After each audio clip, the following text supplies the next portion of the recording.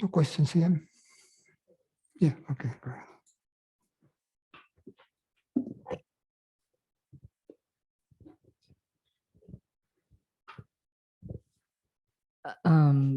The story that you just told was really helpful. I feel like I had a really powerful shift in perspective like January, and I felt a lot of fear and kind of like just a lot of like great things too, really love and beauty and freedom. And then going out into the world, I felt a little bit my fear come back, and I started feeling it go away. And then I started striving and, you know, trying too hard, and oh my God, I'm losing it. So over the last 6 months, I've reached a place where I'm just like, I'm okay where I am. I'm just going to stay on my practice and focus. And I'm getting more in tune with when I think, oh, I'm so in awareness, this is so good. And then realizing my mind is telling me that I'm not really in it. Like I'm playing this game with my mind of like, oh yeah, there's no Deborah there. There's no personal self, but I know I can feel that's not really true. Like my mind says, oh, we totally got that. I totally figured, you know, my mind is taking my knowledge and filing it in its regular file and saying, okay, let's keep going. You know, like I don't know if I can explain that, right? If I'm quiet, I feel the truth. But then I go out in the world and my story interferes again. I feel this like I have a foot in two different boats and I kind of go back and forth. Like, is it just the practice of come back to quiet and know that those are thoughts? I feel like I'm getting more in tune with it, but is there like some suggestion you can make about that? You see, we may have a glimpse that it is like coming out of nowhere. And as a result, when we go back to the world kind of pulls us down, the old habits come back. But then we are lost because we don't know how to go back there, you see. It's like you have been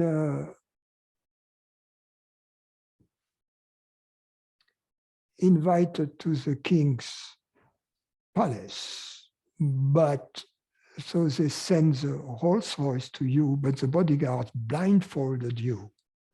So you go to the palace, right? You have a nice dinner with the king, but then they blindfold you again and they take you back to your, you know, to your hut with a Rolls Royce, but still to your hut. And so what is needed is a clear map. And the clear map is what I just explained in this, in answering the previous question. And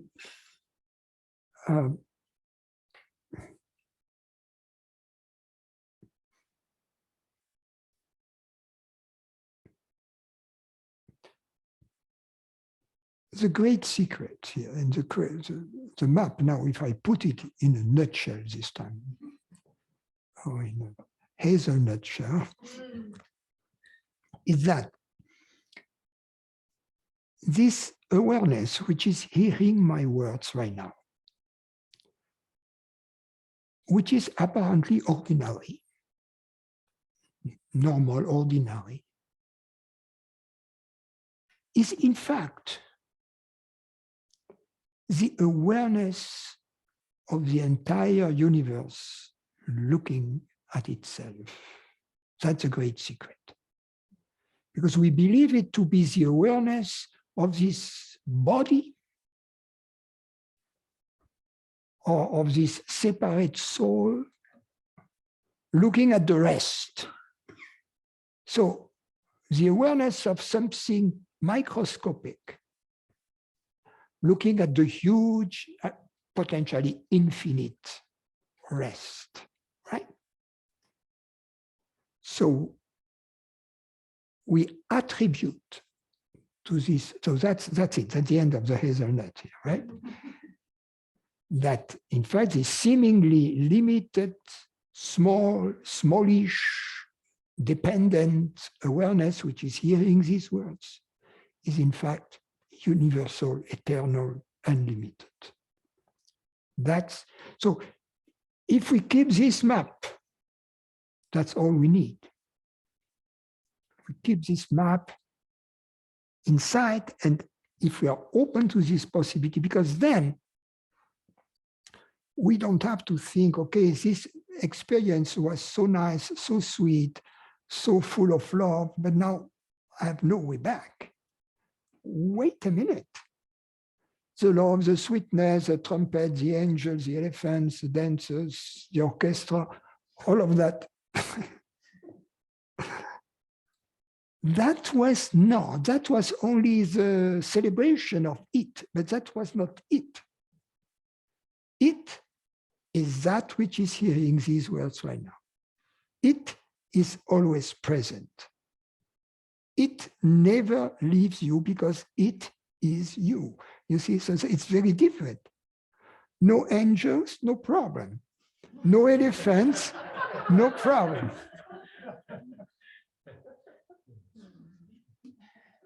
That's beautiful. Thank you. Wow. Yeah.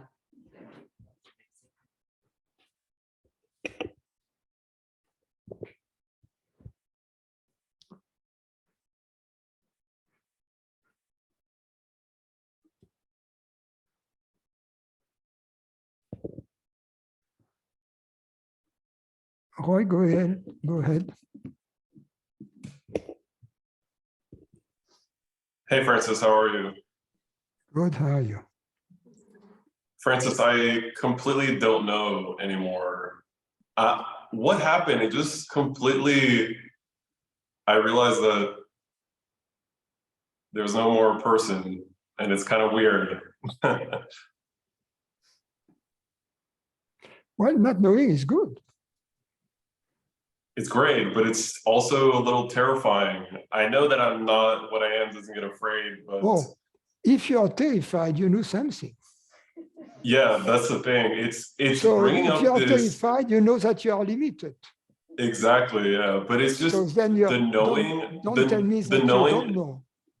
No, there's the knowing that I don't know, and then the fear that follows that. So it's like, go ahead. When you're in fear, you know, or you believe you know that you are separate. Yeah, it's almost like I have Alzheimer's.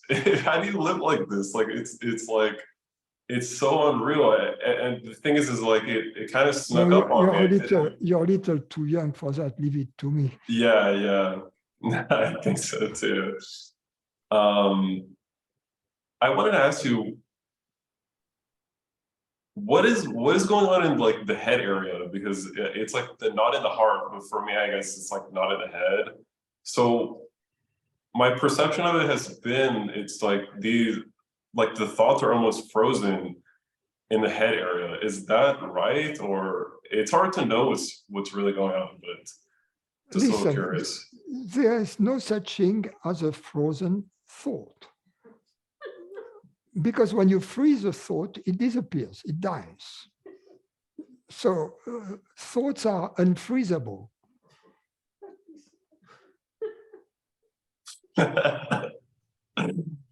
Listen, Francis, things are... Try to stop a thought and try to contemplate or to observe a thought which is not evolving. The essence of thought is movement, change. It's like music or like a speech. As I speak, it changes all the time. So the thoughts is silent speech, right?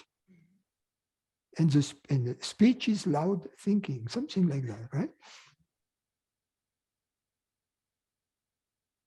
Do you know where you are right now?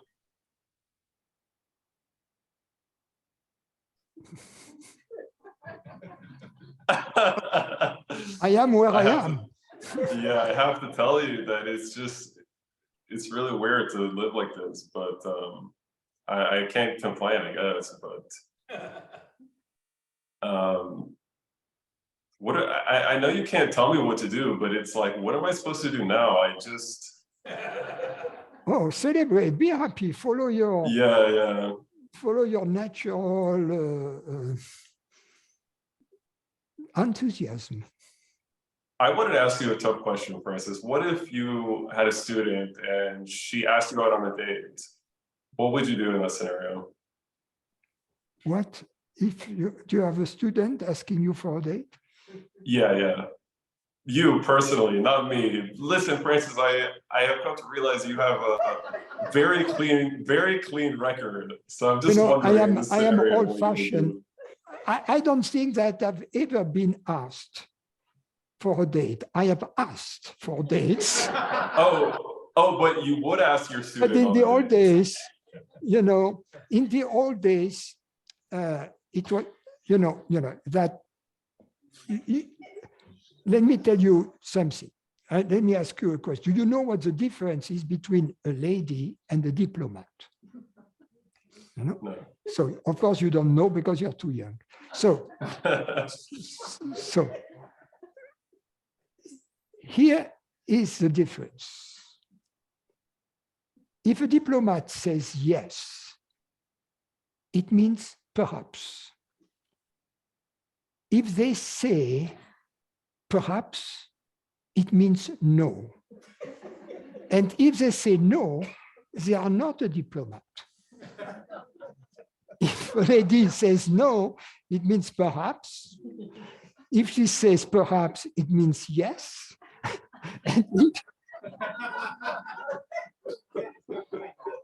It's a very political way to avoid the question. No, hey, listen, it's an old-fashioned, politically incorrect joke, I know, but I couldn't resist.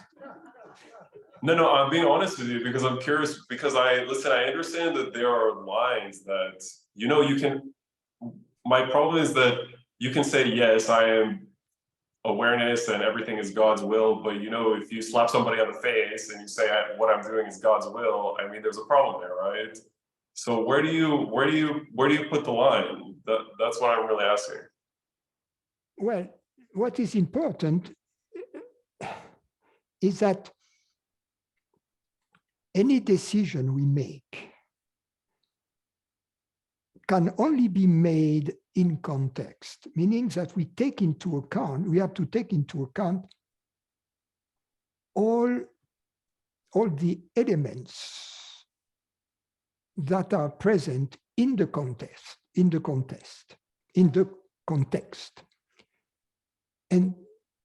the context is twofold. There is an outer context, which is this lady asking you for a date. And there is this inner context, which may be telling you, oh, I love this lady. I truly like her. And then the answer is yes, gladly. Or the inner context may be telling you, I'm not sure. And the answer will be, you are very nice, but I don't think that would be a good idea. Okay, one last question for you. You have to take into account in your decision making the totality of the situation, not just what is out there, but also your own feelings, your own intelligence, and then given the full set of information, come up with a decision which is the best for all parties involved according to your sense of love, of intelligence,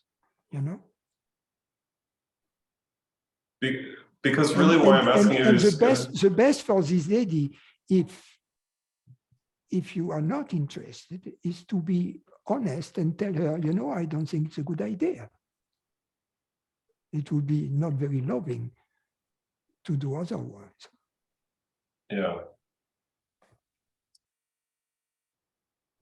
I wanted to ask you one last question. So if you were to be a teacher, it must come from the natural state. I mean, otherwise, like really, what are you teaching, what? right? If you are going to be a teacher, it must come from the natural state. Absolutely. Yeah, I agree. I'm not ready, you know, and I see that. So it's just gonna live my life. But you know, I do feel that I do want to help people with this, but if that's not my path, it's not my path. So, but at the same time, I would be open to it. So thank you very much, Francis. I appreciate it.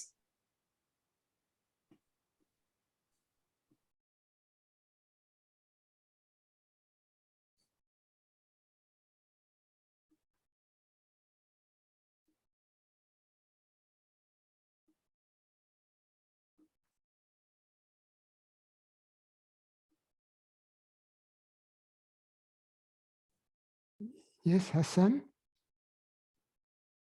Hello? Yes, just a second. Hi. Yes. Thank you, thank you, thank you.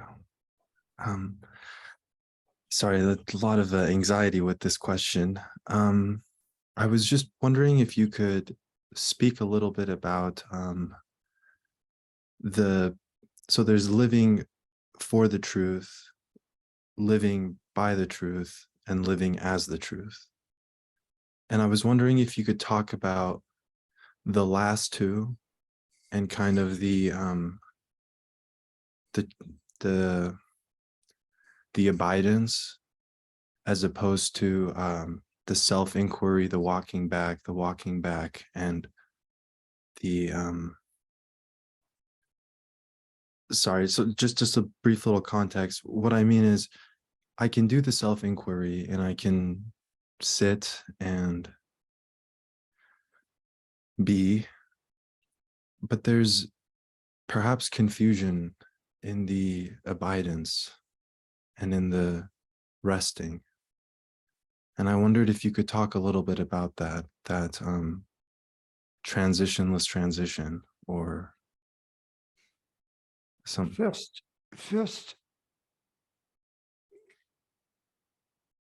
you have to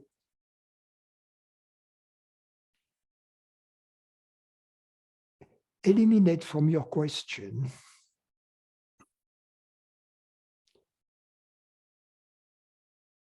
any implicit assumptions that there is a limited entity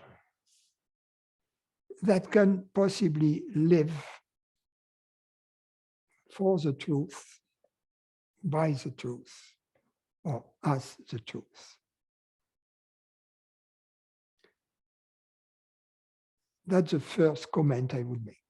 The second comment is that although when I say that, it appears at first sight as three distinct stages in this chronological order. First, living for the truth, then by the truth, and then as the truth. That is not the case. It is the case that at every moment we live by, for, and as the truth altogether, or not. Then, when we look in hindsight, using this human memory, then we could remember that there was a period in our life when we were not living either for, by, or as the truth. And then there has been a period during which there were moments when we were living for the truth, being interested in the quest. And there has been a moment when you have said, oh, gee, living for the truth, in other words, being interested in the truth, is no longer a hobby in my life, but it has become my vocation. You see? At that moment, we say, yes. Yes. I live for the truth. And then you will observe that as you live for the truth, you try to implement that in your life. And there are moments when you make distinct decisions to implement the truth.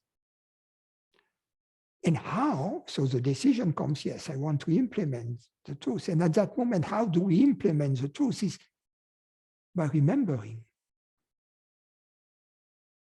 that we are this universal consciousness. And that in our interaction with others or with events in the world, we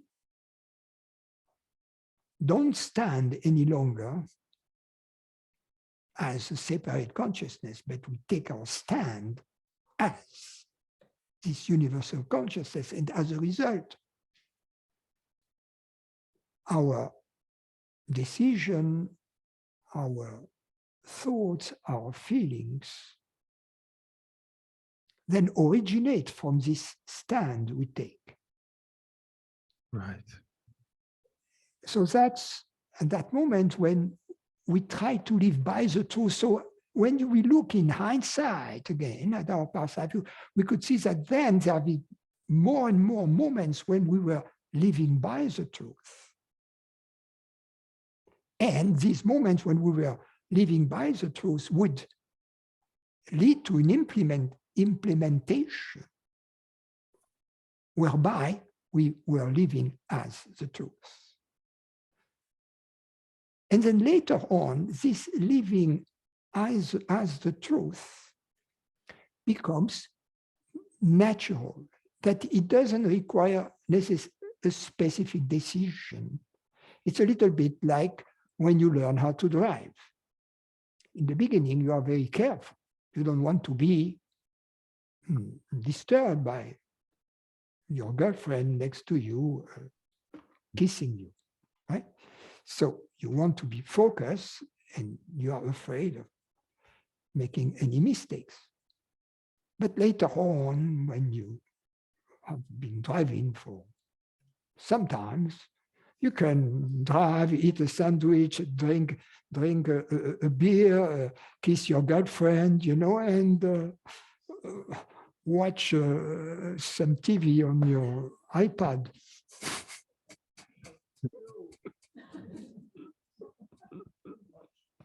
So that's a general idea, but it's not a recommendation I make. I put a disclaimer, you know, this is done only by experts for the purpose of this commercial. Right. And is it a I guess is this from understanding this perspective that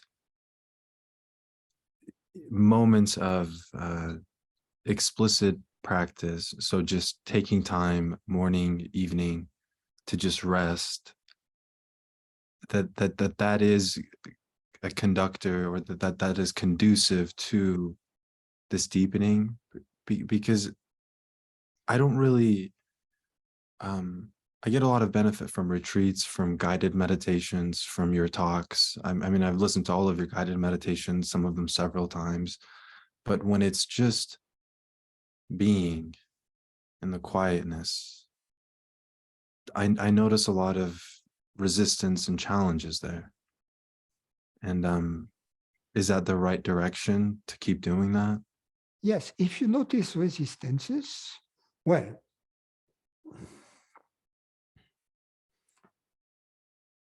when you do this conduct. These experiments are about the taming of the bull. Let me first. They are about getting rid of old habits, behavioral habits, old patterns, both patterns of thought and patterns of feelings and contractions in the body, etc. Patterns that we have acquired under the dictatorship of ignorance. By ignorance, I mean the belief to be separate consciousness. So even if we do nothing to that end after a glimpse, and if we are interested in the truth, they will gradually disappear. These practices, they are not practices, they are more experiments. They are like being proactive in their disappearance. In other words, it's like, let's say, ignorance is dying of Ebola, and you paid her a visit with a gun.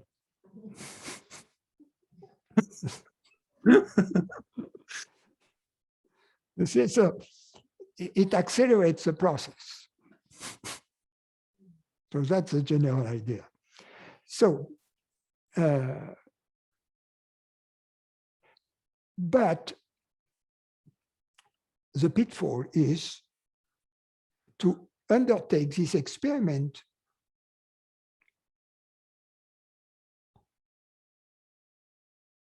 while believing to be a separate entity, which is going to benefit, to get enlightened, to benefit from this experiment or practice.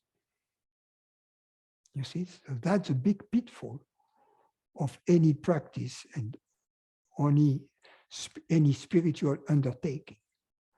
Yes. In other words, this undertaking should never have as a goal a pleasurable state to be achieved through this practice. This practice is only about the truth. And the truth is a form of understanding. And understanding has many forms. There is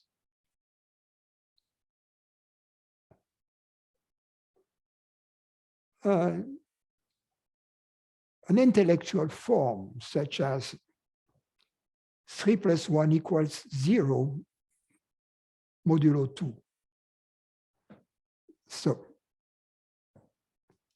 oh yes, I'm getting it. There is another form, which is, for instance, in love. Deeply understand the feeling of the other person. It's a form of understanding, you see. And there are understanding also that are made purely with the body, like understanding the proper tennis movement. At some point it clicks, you know, the proper golf drive. It clicks, the body says, oh, yes, I got it. So it's not always something done up here. The body is invited to this. So in these forms of practice, they are about taming these resistances in the body, mostly. Nice. So it should be undertaken not having as a goal to reach a pleasurable state, but rather to understand that not in the sense of up here, but feeling - understand these resistances. And this understanding begins with loving them. Begins with being open, listening. It's like my teacher once said, if you want to understand the inner workings of a very fine Swiss watch, you don't start with a sledgehammer. You need to open it up and look carefully without disturbing anything by trying to achieve anything. So it's the same here. It is a feeling understanding of all these resistances, and it starts with loving them, accepting them. And in fact, it just ends with that. The taming of this sense of being separate in the body is achieved through its full acceptance. And you see that as you practice this, it's not a practice, these are experiments. Over time, this sense of being here and not there will disappear. But your default state, so to speak, will be, I am everywhere and nowhere. That will be the default state. If you ask yourself, where am I? If you ask yourself, what am I? The default state is going to be, I am this reality, which is perceiving all of that in this moment. And that's all I know to be. The default answer is not going to be, I am this human body mind born on that date, having this past history, etc. That's a wrong answer, you see. So if when you ask yourself, what am I in the body? What am I? If the answer that comes, oh, I am here, or I am here, that's a wrong answer, you see.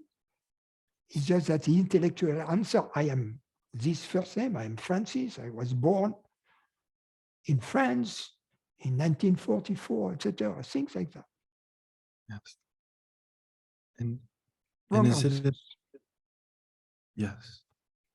And is this another pitfall of when I undertake these experiments on my own, that when something arises, a resistance, it almost feels like there's a perpetuation of the separate self because these resistances are seen as threatening to clarity, that they're seen as things to be resolved and solved. Is that another? Yes, because the outcome, yes. These resistances, if we look at them, we discover they are made of two things. They are bodily sensations. So it's important to see where they are localized in the body. Oh, I see. In other words, to move them out of the twilight of feelingness to the full light of what they are, bodily sensations. And as such, as bodily sensations, they are not a big deal. They are very different from a bad pain in the neck or a bad toothache. Yes. You see, they don't have this acute, unbearable quality. They are just like something unpleasant. And the trick is that as we look fully at them, the unpleasantness is simply a resistance that prevents us from seeing them for what they are. So as we look at them, the psychological charge that is attached to them as this unpleasantness is nothing else, in fact, that the identification of consciousness with this object which appears in it.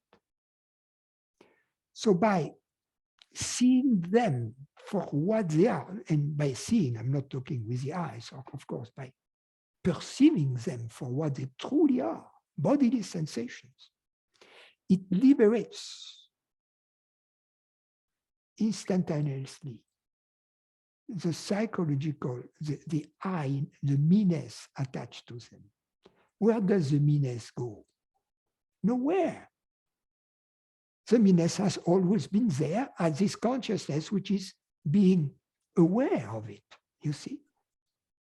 So the fact of seeing, we don't need thinking. It's a pure seeing or a pure perceiving, to be more correct and less metaphorical. It's a pure perceiving of the fact. This, which was originally an unpleasant feeling or a feeling that was telling me I am here and not there. Upon looking at it without any personal intention of getting rid of it, just interested in the truth about it, upon looking at it, instantaneously loses the identification with it, goes away. The next moment, at a kind of old habit, it can go back to it. But in this process, once you have detached it, it will be easier and easier to remove it. It's like one of those adhesive bands, you know, the first time it's tough to remove it. And then if you stick it back, the second time it's easy. And there is a moment it doesn't stick any longer. Yes.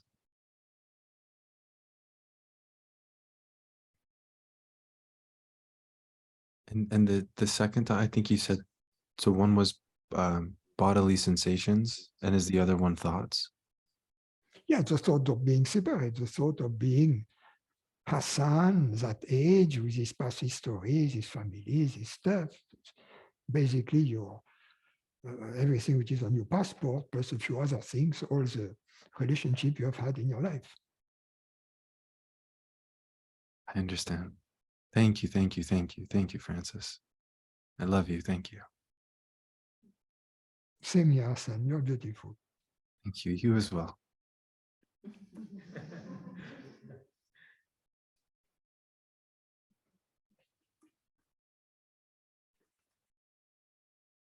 Yes, hi, Taber. Sorry about the other day. You were excluded from the pack. Your sound is lousy. We cannot hear you. I don't know what's going on with your mic, but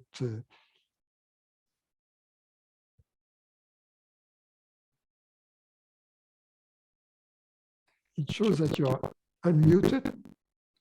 No, there is your mic sounds disconnected. A flimsy connection of your mic with.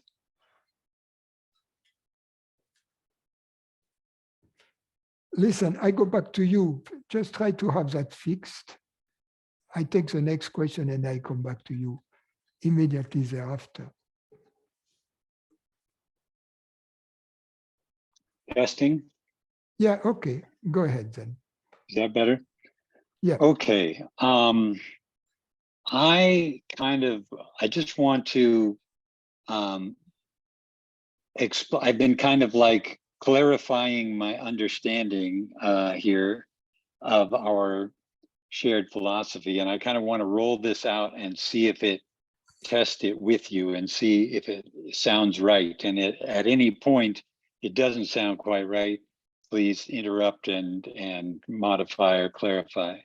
So first of all, consciousness is this dimension of reality. It's like the larger context within which all of the rest of reality, which is actually not separate from it, unfolds. And it's always, so it's always there. It's always, quote, in the background, although it's not really separate enough to be in the background, but it's the context. if I may interrupt here, Yes. consciousness is whatever it is which is hearing these words right now. Right. Right. And that consciousness, which is hearing these words, contains all forms, colors, shapes, events, moments, but is itself without any phenomenal qualities. It's non-local and timeless.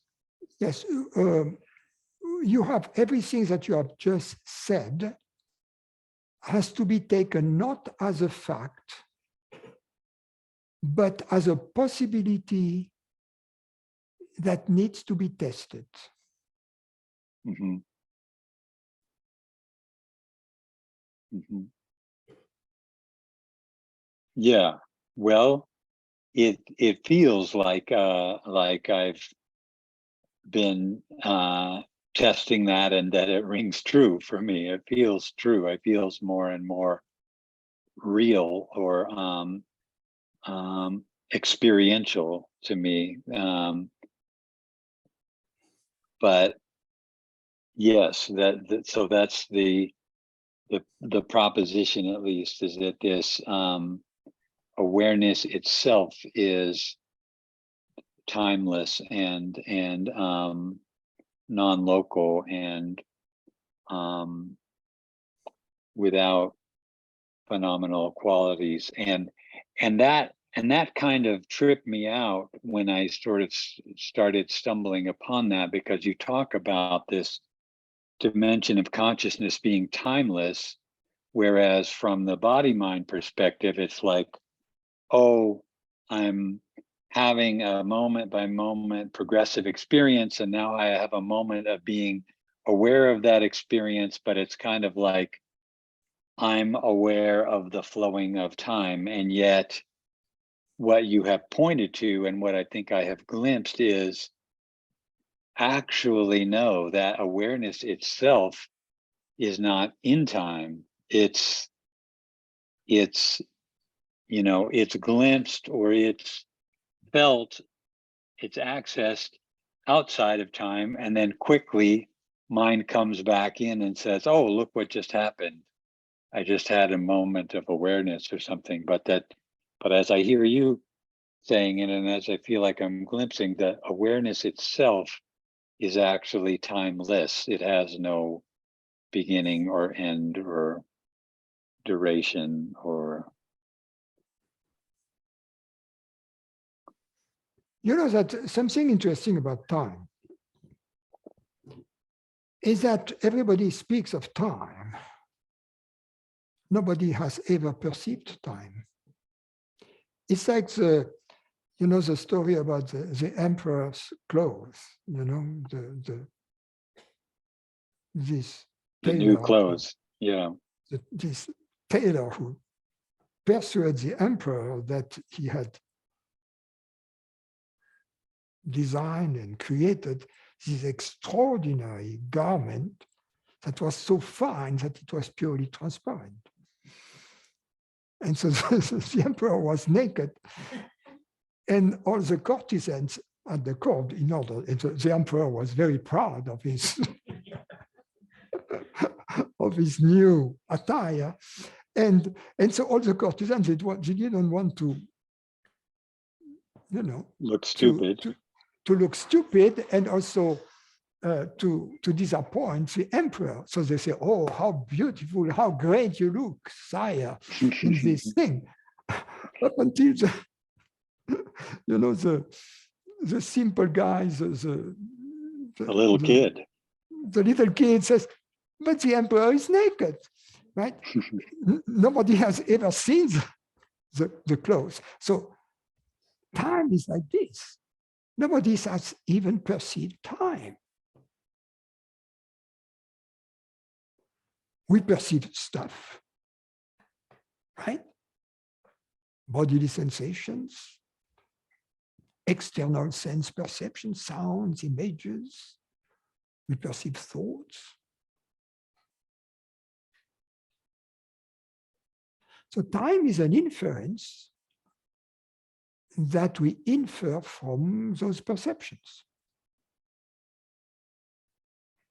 But as usual, the problem with inference is that in order to infer something from something else, in order to infer A from B, we need to have a prior experience of A and B being perceived as a unit, like smoke and fire. In order to infer the presence of fire from the presence of smoke, we need to have had several prior experiences in which we saw the fire and the smoke on top of it.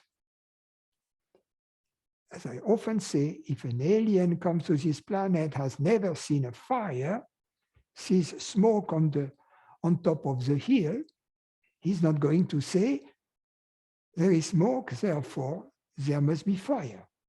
Like we would, especially here in South California, we are very acute if we live a little bit in the hills of what smoke means. So it is the same with time. We infer time from the appearance of some perceptions, which we call recollections.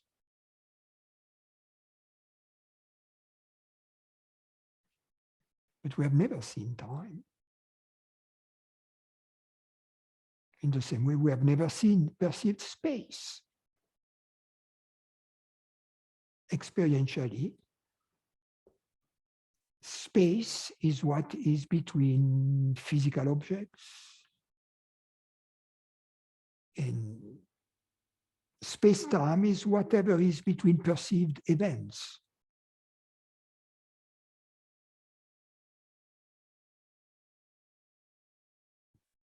Yeah, it's a story that seems to be verified by our. Yeah, but if we look at it experientially, what is there between perceived events? It's us, it's consciousness.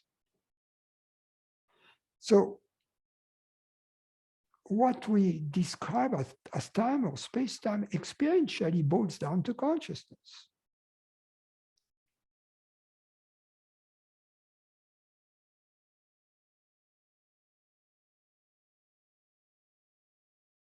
The question is, does time move? When we say time passes, no, time doesn't pass. Things pass in time. There are passing things passing in time. Bodies, stories, thoughts, events. So the real time is a time which is always present. It's the eternal presence, the eternal now, aka awareness. Experientially, it's the same. Right. Okay. And if I may continue, so even though this non-formal awareness contains the unfolding of the body and mind, which are actually made from it and saturated with it, the activity of the body mind, when colored by ignorance, seems to sort of veil or obscure the presence of consciousness. The consciousness kind of recedes more into the background through identification with the content of the consciousness, the body mind process that's unfolding. It kind of veils over or obscures the consciousness itself. Here also, I would put a little correction here, but which is important, that we're going to see. If we would identify in the moment itself with the full content of consciousness, that wouldn't be a problem. The problem is that we are very specific and focused. We don't identify with the full content of consciousness, but with a specific subset of this content.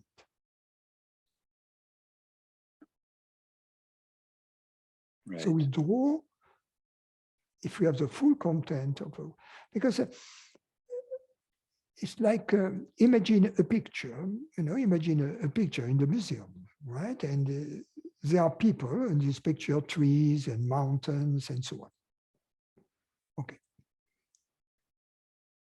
There is a picture itself that can be transported, right? By the people in the museum. It's made of wood and canvas and pigments on the canvas. That's a picture. And then there is what is represented in the picture. The people, the mountains, etc. So if we would identify just with the whole picture, that wouldn't be too bad. Especially if by looking at the whole picture, we begin to see the frame around it, and we see the wall, and then we see the museum and everything, and we see then the totality, the reality of the picture as being the wood, the canvas, the pigment. That's the understanding, that's the glimpse of what we are. And then once we know it's a picture, it's not real, we can go back and enjoy the beauty of the image as a whole. Very different from identifying with one of the characters in the picture, one of the little guys in the picture. So the separate self. So in the glimpse of our true nature, we understand, we see that it is a painting in a museum. But then we go back to enjoying the painting, right? We see the whole picture. We don't care about the little character in the painting, which is who has his head being chopped, right? We enjoy the beauty, Now, if we identify with a little character who has his head being chopped or being tortured, or one of these primitive painting about the saints being tortured, then we've got a problem, right? So these three stages. The first one is the glimpse of our true nature. The second one, enjoying the full context, is the position of wisdom in the presence of perception. We are just enjoying the totality. We are observing, we are enjoying Maya, the illusion. It's like enjoying a movie, knowing that it is a movie. And then the identification with one character in the picture, then we suffer. As I often say, my mom, she never wanted to go to the movies because she would cry all the time because she would choose her favorite character. She was identified with it. And when the guy was tortured, or usually it was not this kind of story, would be betrayed, wake up, whatever, then she would cry, and so she wouldn't go. You see? So that's a position of ignorance, right? So there is nothing wrong, especially after a glimpse, with enjoying the full picture. It's fine. It's right. Maya. It's not the activity of the body mind itself that obscures consciousness, but the ignorant quality of it, the Yes, way that it's focused on the separate sense of self. yeah. Okay, So and then for instance, in this moment, whatever we see in front of us, right? If we see it as being our universal body, as universal consciousness, right? Then that's like enjoying the image, enjoying Maya. But if we see a separation between this here and the rest, that's ignorance. right. So the way that the body mind is operating can be sort of more or less dense, more or less ignorant, more or less complicated, like it can have these additional layers of worrying about, you know, how's this going to come out for separate me and blah blah blah. So the way that the mind is operating can be more obscuring of consciousness, more dense, more ignorant, or more transparent and more simple and more open to consciousness itself. Yeah, it's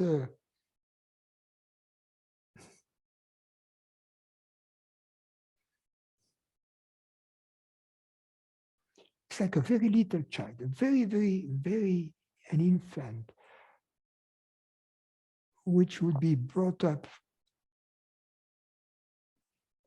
by people telling them, you see, you are this person in the movie. They would show him or her the same movie constantly, and this person is suffering, and they would tell him, you are this, you are this, you are this person.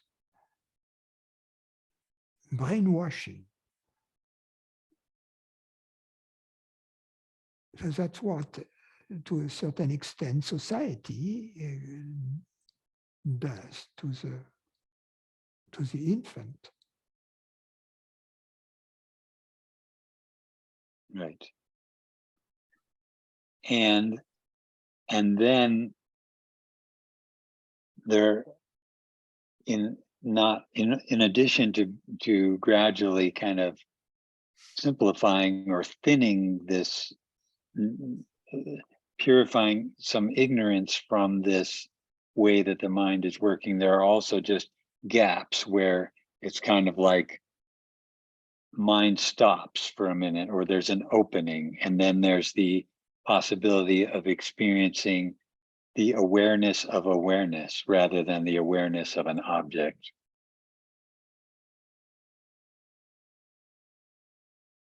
Yeah. Okay. And then after enough of these glimpses have been revealed, that as I say, those glimpses can be used to help kind of purify the way that, or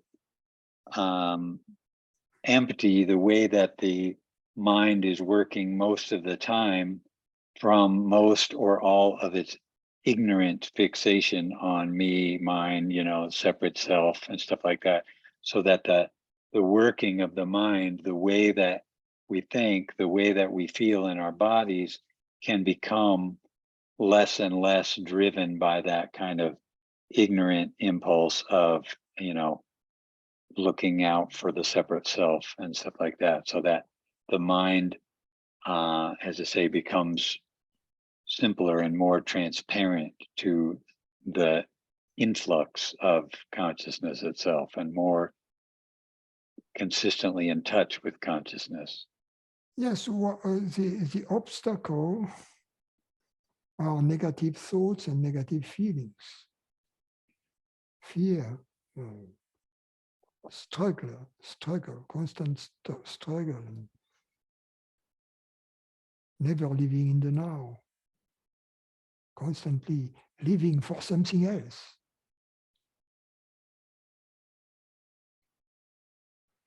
Out of fear, in fact. So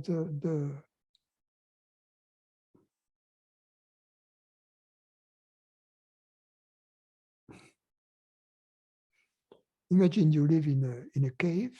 There is a sun outside. In front of the cave, there is a big fire. And out of the fire, a very dense smoke arises, hiding the sun. At some point, you use a fire extinguisher and you extinguish the fire. But out of the remains of the fire, smoke is still. And in the beginning, in fact, smoke seems to intensify and seems to hide the sun even more. But once the fire has been extinguished, this residual smoke will disappear. The yoga as a practice is like switching on a fan to move the smoke the residual smoke sideways. So you can see the sun sooner. And the yoga is the conscious cultivation of returning to awareness. And yeah, you are the sun. You are not in the cave, right? Right, just the reminding, the remembering consciously.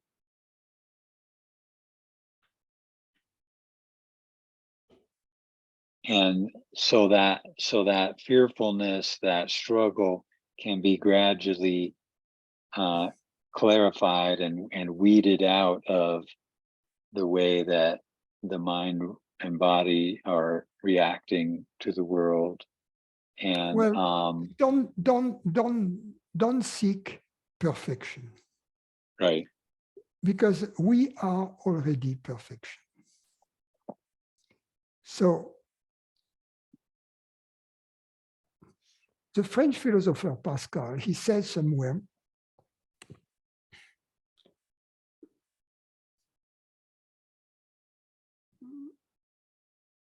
man, he was not politically correct, so men and women, I'm translating in 21st century lingo, men and women, they are between the beast and the angel. But it's very important not to try to be an angel, because he says, qui veut faire l'ange fait la bête. Who wants to be an angel becomes a beast. So, in other words, we have to accept the apparent imperfection of the body-mind. At some point, if we want to become perfect, our desire to be perfect as a body-mind only fuels the belief to be a separate body-mind. And to be the ignorance, the original sin is precisely this belief to be a separate body-mind. So as we try to improve, to make it perfect, that which will never be perfect, according to our own desire, we have to accept it the way it is. And then, through this acceptation, it can shine to its full potential. But we have to understand that it is like a flower, and that flowers are limited, right? And they are there just to celebrate beauty. But what is important is to allow for a flower to live its full life, meaning to open up fully, and then to bring fruit and grains and yes, to transmit its beauty and its love. So we have to accept, we have to fully embrace our imperfection, because something is beautiful if we do that and we don't pretend to be perfect. We also accept the imperfection in others, knowing that there are no others. There is a consciousness manifesting through different flowers. It's beauty. You see, so if we don't judge ourselves for being an imperfect, limited, then we don't judge others for the same sins. And that's love. That's love in action, you see. That's what it is. Right. So we can be more and more free of ignorance without being perfect. We are free from ignorance the moment we are free from the belief to be a separate body mind. Just consciousness, whatever this consciousness is, we don't have to know what it is. We will never know what it is fully. That's the beauty of it. It would be boring if we knew everything. Come on. No, you go to a place, you go to a movie, huh? And the movie begins, and you know already, okay, he's the one who was killed, and he's the one who killed it. You may as well, you know. Spoiler alert. Go to the freezer and have some ice cream. But when you talk about sahaja, then that's like how you could be engaged in daily life and the life of the body mind without it being colored by ignorance, without it being colored by this belief in the separate self. It means living your life without a sense of lack. That's what it means. And if we can do that, that's all we need. We don't need to be a billionaire, because they're very unhappy. You know? We don't need to be very, very handsome, because that comes to an end. We don't need anything other than just being happy. Be a happy camper, no sense of lack. And in that state, there's more direct contact with consciousness itself, or consciousness itself is more able to inform our thoughts and actions and stuff. What is the experience of God? What is the nature of the experience of God? It's happiness. You know, it's happiness, stupid, you know, it's not the economy, it's happiness. That's the experience of God. That's also the second great secret in a nutshell. God wants us to be happy. God doesn't want us to be miserable. And God wants to be known. What does that mean? To know God? To be happy. And to be loving and to be... But if you're not happy, you're not loving. That's a secret too. And if you're loving, you're loved and you're happy. Because love is a two-way street.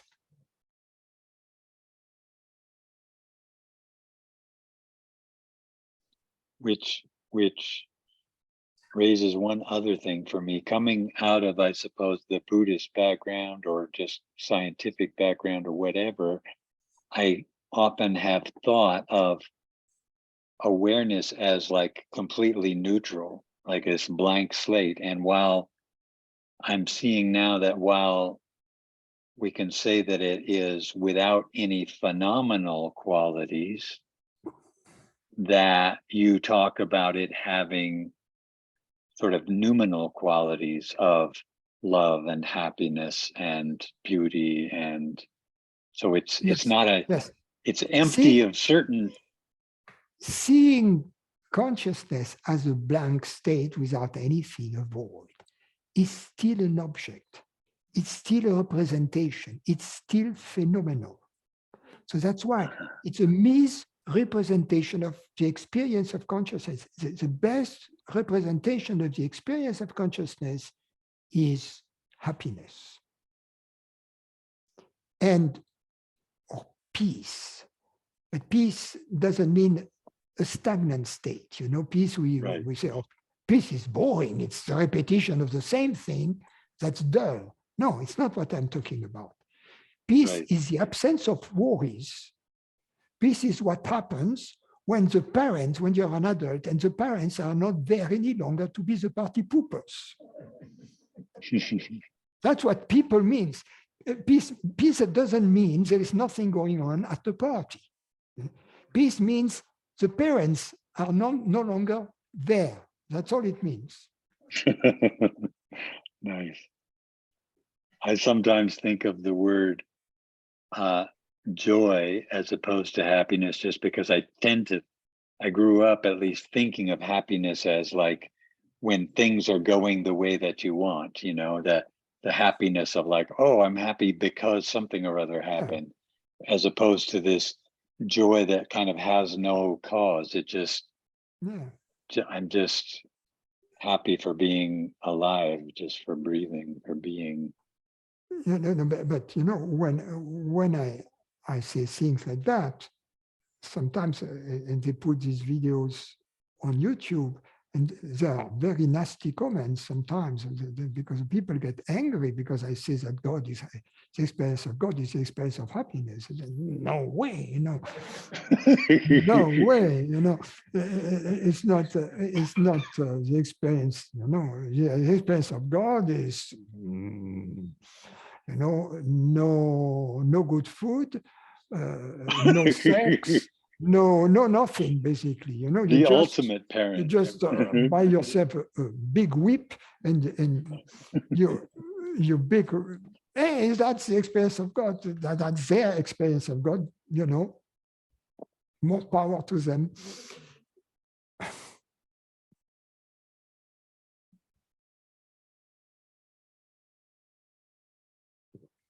No, it's happiness. The point is that if we try to investigate what was there in the experience of happiness, you know, we identify it with events, but these events may be different.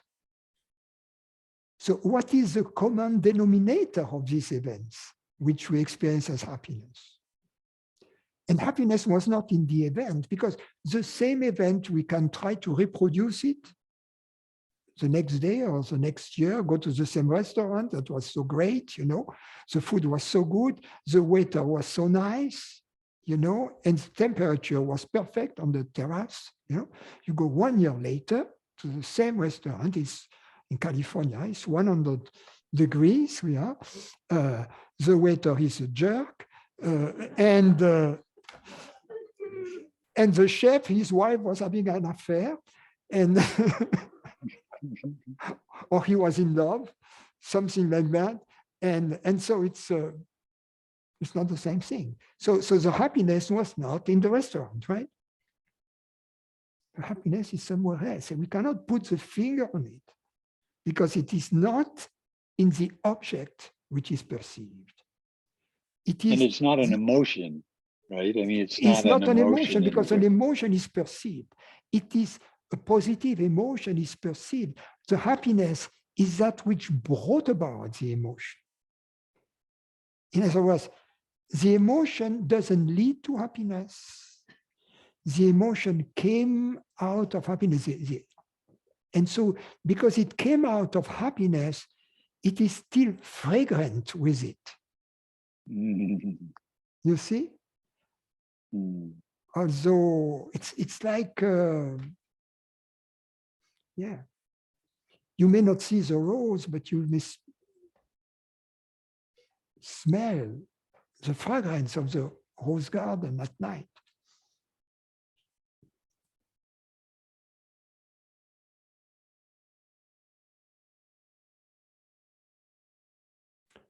Okay. Thank you so much, Francis.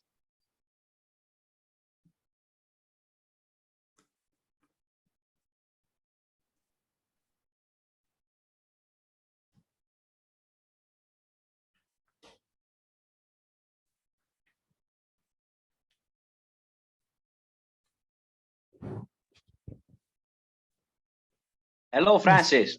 Hi, Mattia. Nice to see you. Good to see you.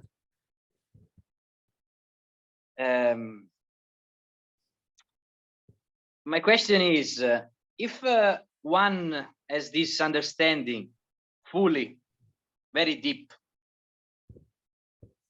is it possible for this kind of person, which now I know is not the person, but is consciousness moving through that instrument, having realized itself through that instrument, to behave in bad or apparently unfair ways? Is it compatible, a bad behavior, with this deep understanding, or it could happen? Well, it begs the question, what is bad behavior? How do you define it?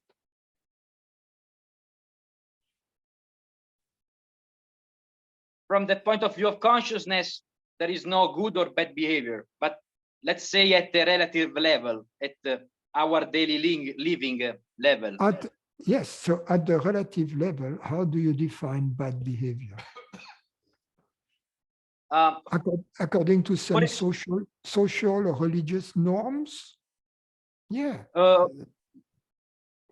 So an impersonal action that comes directly through this transparency, in most cases,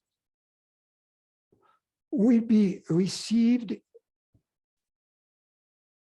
as ethical by society, but not always. Not always. Let's take, for instance, honor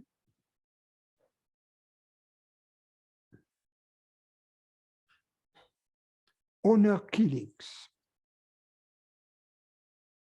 You have the brother kill the sister because she has had a relationship with someone who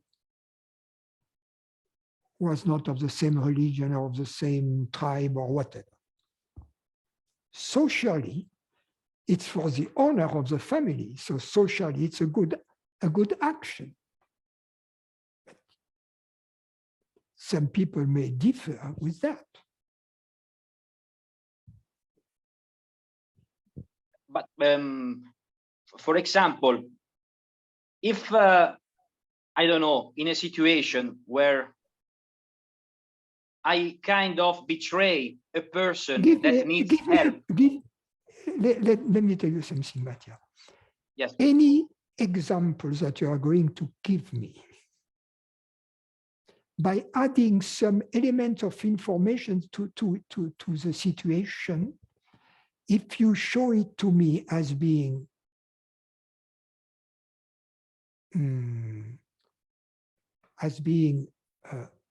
bad, according to a definition, or unethical, if I add enough elements to it, I will make it ethical.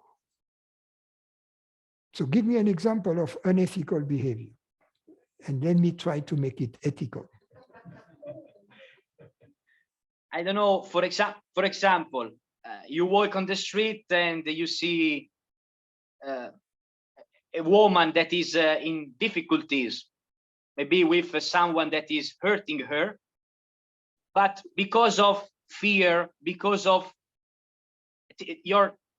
you being timid, for example, you don't do anything to help her, for example, you see, and then you feel, well, I should have done something, No. For example. Okay, there is, you are in the streets, there is a woman being beaten up by someone, right? For example, yes, And you do nothing. because of fear, timidity, whatever, Yeah, for example. because, and you do nothing, right? Exactly. And so that would be a bad action. Maybe not bad, but No. have Okay, let me take this example. And now, all right.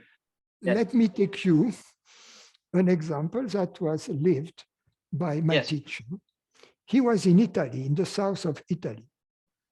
And there was this woman and this man being violent towards each other. So he was young, he tried to intervene and separate them. And they both started beating him up.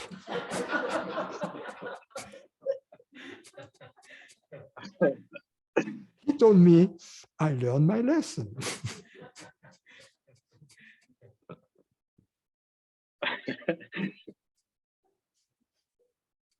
Okay.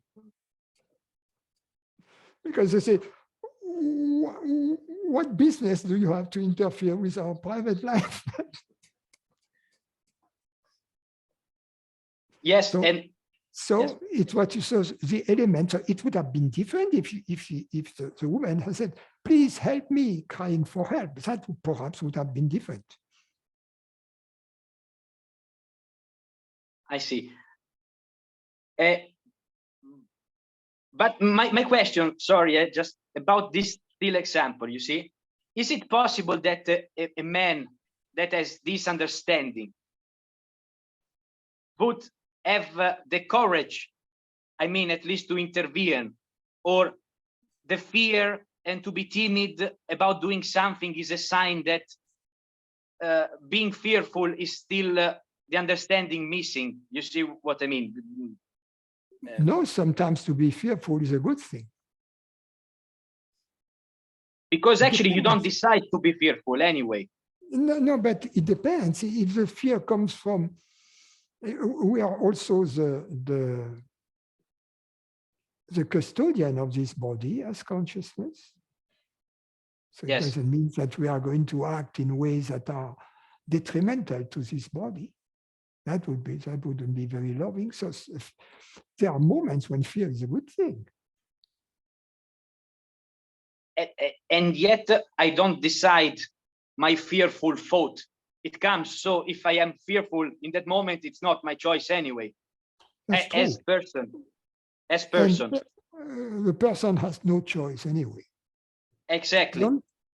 The only choice belongs to consciousness, and consciousness then chooses to identify with his body mind. And then as a result of this decision, there are all kinds of consequences as the body mind is going to act according to different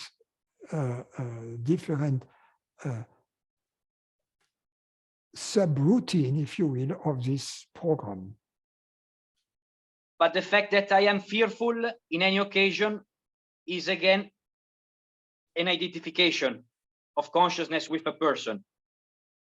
Only if the fear is related to the belief to be a mortal consciousness. Okay.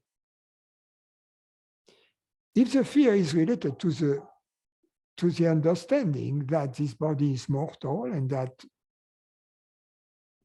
as best as we can, we have to preserve it. That's okay. That's not the same thing. It's natural fear. All right. So yes, so it's okay. I understood. We have to fully accept the mortality of this body and the fact that this body is going to be affected by events in the world. We have to fully we have to come to a resolution with that. That's the peace that has to be found.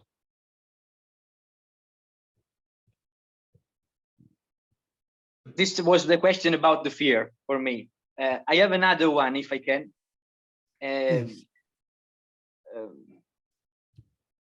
Yes, about the absolute and the relative level where we live in our daily living. If consciousness through an instrument, body, mind, has this understanding, this realization, then at the relative level, isn't it that it's just a continuous pretending? You kind of become really an actor, because if you think yourself as what you truly are, as consciousness, there is no me, there is no you, there is nothing really horrible happening, there is nothing cruel happening.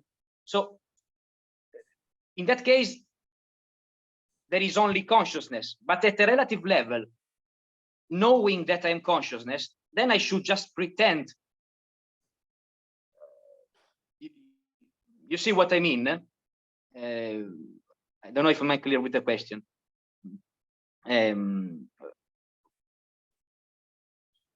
For example, if I just make an example, for my son dies.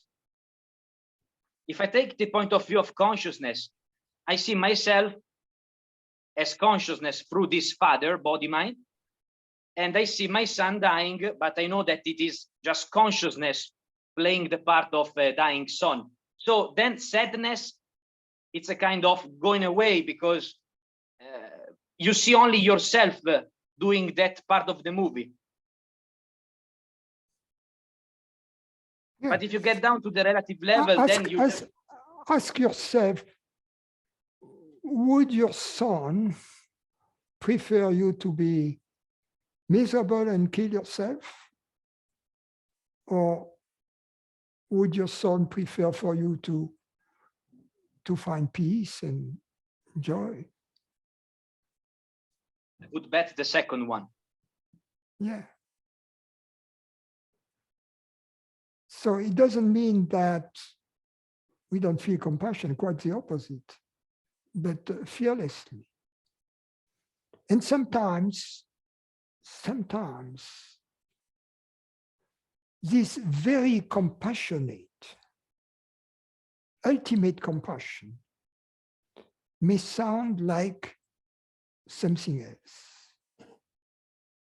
I'm going to give you an example. And it's a true example. And at the time, it kind of shocked me. I didn't understand it well, but later on, I understood. This friend, he was a disciple of my teacher.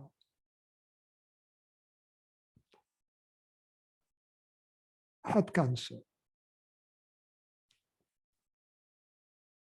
And it was obvious that the cancer was, that it wouldn't be cured, although he lived 6 or 7 years after that.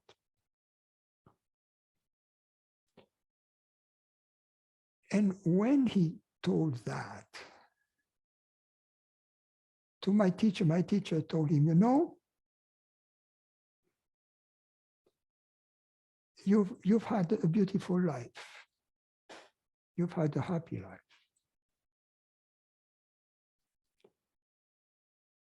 So the first thing, my teacher didn't lie to him. And the second thing, he was trying to eliminate from his mind, any regrets. You have done the right thing. You have been a truth seeker. And what was not said in these words, was, you know, I'm not worried about you. You see? I'm not. So he was communicating his fearlessness about death. Very different from someone who had said, oh, poor you, I understand. You know, oh, that's terrible. Oh, what a bad news, you know. What kind of help would would that have given to this person?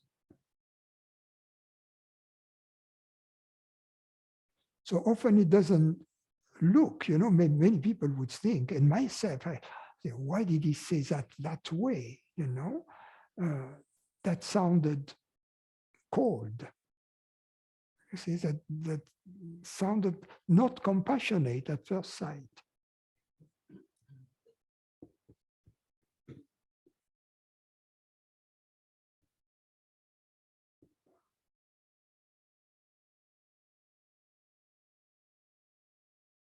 Okay. You know, it's like unless you go to the hospital and there is this friend in palliative care or whatever you call it, you know, in hospice.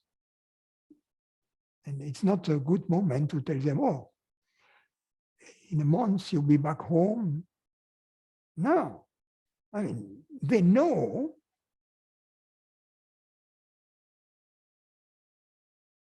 They know the fakeness of your attitude, you see.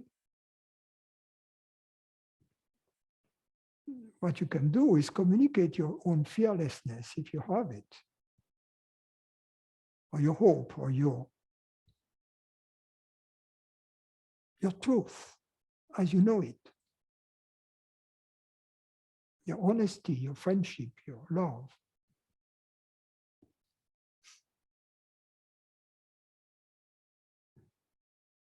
Because after all, you know that you are the same there. You are talking to yourself. There is no death for consciousness.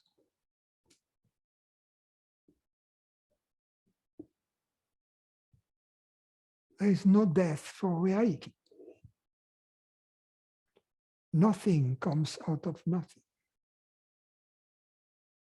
There is something that always is. And there is only one thing that always is. And we are that.